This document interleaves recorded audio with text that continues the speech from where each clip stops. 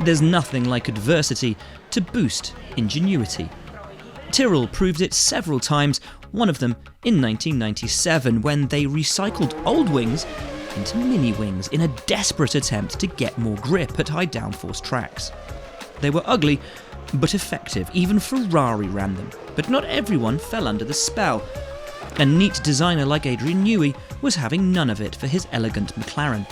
Finally, the FIA deemed them illegal for being unsafe after the 1998 season.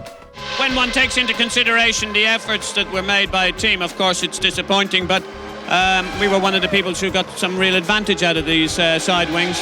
I think, to be truthful about it, there was a impairing of vision from a driver's point of view in terms of what he could actually see. And if there is a question ever of safety, you have to side on the safety aspect.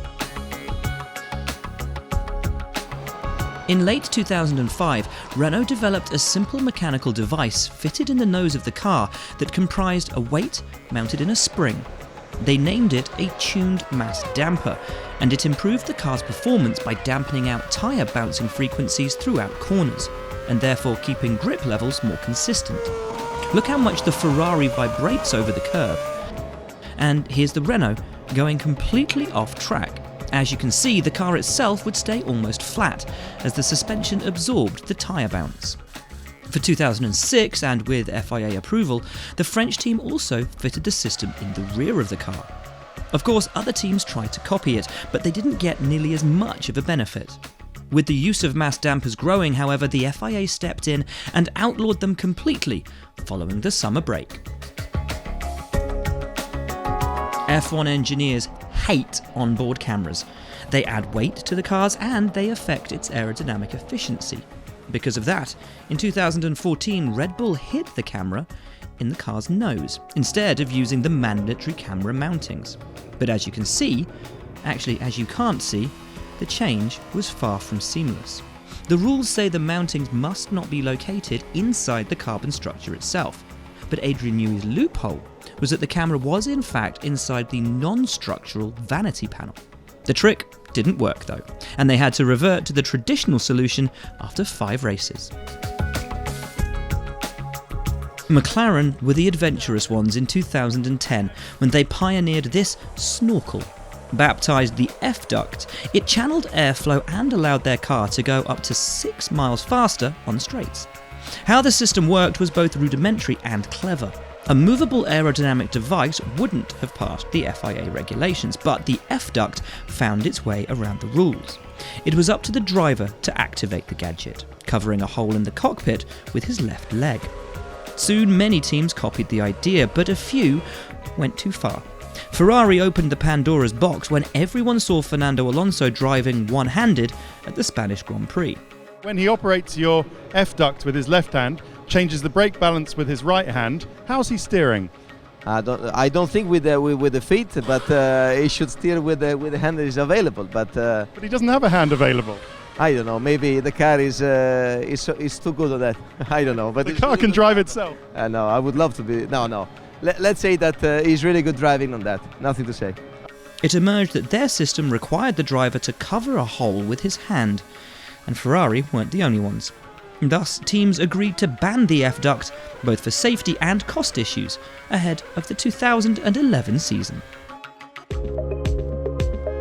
This journey through Formula One's astuteness couldn't overlook McLaren's famous rear brake pedal. It was F1 photographer Darren Heath who smartly discovered McLaren's trick. Having a hunch of what he might find, he sneaked his camera inside Mika Häkkinen's retired car at the 1997 Luxembourg Grand Prix, revealing their hidden innovation. The third pedal allowed the driver to control the rear braking of the car independently and substantially improved performance by reducing either understeer or wheel spin. Stewards initially deemed the system as legal, but after Ferrari complaints in early 1998, it was finally banned. We were fortunate in being the first of the 3 teams running the system, find a performance advantage within the regulations, and that the only response that a rival team has is to try and find a way to have it banned, as opposed to rising to the technical challenge. Ground effect made incredible speed and downforce possible by sucking the cars to the ground. Adding skirts to the bodywork was a way of achieving this, so airflow would get trapped under the car and suck it to the asphalt. The benefits of ground effect were so massive that every attempt at banning it brought a bigger effort by the teams to find their way around it. Especially the one made by Lotus's genius designer Colin Chapman, who'd brought ground effect to Formula One in the first place. Well, for years, of course, we've all been concerned with the effect that air has when it flows over the car, and we've been trying to do our best to stop it flow under the car. What we're really trying to do is to promote airflow under the car in order to be able to contour the underside of the car so it produces a negative lift. In other words, the air passing under the car helps to hold it on the road. The risk of the cars taking off was high, so skirts were banned for the 1981 season. Teams quickly reacted, and Lotus's solution was the Lotus 88, a car with two chassis. The upper one was able to adapt its height, exploiting ground effect at high speeds, but still respecting the ground clearance rule when the car was stopped, while the bottom chassis was still and shielded the driver against the ferocious forces of conventional ground effect cars. Teams, however, quickly protested against it, arguing that while it shouldn't be illegal, they would all have to deploy one and the costs would be massive. The governing body listened, and the Lotus 88 died, despite all of Colin Chapman's efforts in court. In 2009, massive rule changes reduced downforce by 50%, so teams had to be extra creative to get some of it back, and it was Brawn GP who made the most of it. This was a traditional diffuser, and this is the one Brawn used. Double diffusers had a different central channel, using its shape to create a double-decker design. Their diffuser's controversial aspect was the hole in the rear, which increased the airflow speed and, as a consequence, generated more downforce. The double diffuser remained legal and was a key part of the car that would go on to win both 2009 championships before being banned. In 1982, three British teams, Lotus, Williams and Brabham, couldn't keep pace with the turbo cars at the front, and so found an ingenious way of racing their cars below the minimum weight limit. They did this by emptying their reserve water tanks, mainly used for brake cooling, before the race began, and making sure it was topped up again before scrutineers inspected it afterwards. Nelson Piquet won his home race as a result, but both he and second place Keke Rosberg were disqualified, and the tactic, though technically legal, was immediately outlawed. 2 years later, it was Tyrrell who used an even more flagrant trick. They not only ran underweight cars, emptying their water tanks, but topped them up before the end of the race with an additional 2 gallons of water mixed with 140 pounds of lead shot. When the stewards discovered this, the team was disqualified from the entire 1984 championship.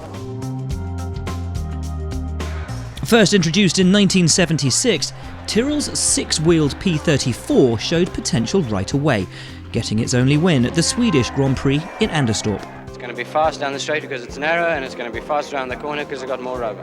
After poor results in 1977, Tyrrell discontinued their six-wheeler, but the concept didn't die. 3 other teams would develop it. March's design never made it to a Grand Prix, and the same happened to Ferrari's 312 T6. The idea then hibernated until 1982, when Williams tested another promising six-wheeler. It didn't only provide more grip, but also extracted more potential of ground effect, with longer skirts that extended the bodywork closer to the ground. Unfortunately for Williams, both ground effect and four-wheel drive were banned for the 1983 season, and all those promising designs went straight into the skip. The same fate would befall the short-lived Brabham BT46B, better known as the fan car. Created by genius designer Gordon Murray in 1978, it won the only Grand Prix it ever raced in Sweden, with Niki Lauda at the wheel. The fan was a fresh way of making the most of ground effect, and Colin Chapman, of course, wasn't very happy. Rivals were both impressed and outraged, questioning its legality right away. After just one race, political pressure killed the fan car for good. Clever and cheeky solutions have come and gone through the years, but they will always be part of Formula One's identity.